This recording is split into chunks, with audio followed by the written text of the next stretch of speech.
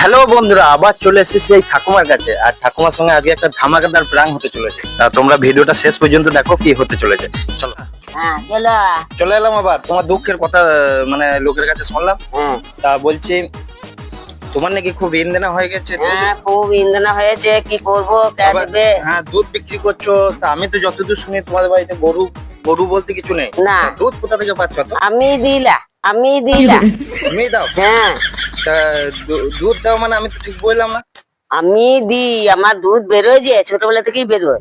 ও, এই ব্যাপার। তা বেলাজুটা পড়ো না এখানে? বেলাতে তাড়াতাড়ি করে পড়ি নাই কো, এখনই দোয়াই নিগাল না, এখনই দোয়াই নিগাল না, ওই জন্য। কোথায় দুধ দাও কোথায়? ওই সেন্টারে 5 কেজি দিই। কখন কখন দোয়? ওই সকালবেলায় 5 কেজি দিয়েছি সেন্টারে, হ্যাঁ, আর আর 5 কেজি সন্ধ্যেবেলা দোয়াই। তোমার দুধ কে দোয়? আমার নাতি। নাতি দোয়? তো বাবাই প্রথম শুনছি নাকি যে তুমি এইভাবে মানে মেয়ে মানুষের দুধ দিচ্ছে। না, আমার ছোটবেলা থেকেই দুধ বেরোয়, এন্টার দুধ বেরোয়। ও, তাই প্রথমবার শুনছি দেখি সেন্টারে মেয়ে মানুষের দুধ দিচ্ছে। হ্যাঁ তা দিচ্ছি বোধহয় প্রায় 1 মাস উপর হয়ে গেল। তো বাহ বাহ বাহ, ভালো জিনিস তো। তা দুধ লাগলে তোমার কাছে এলে পেয়ে যাবো? হ্যাঁ আমার কাছে নিয়ে পাবে।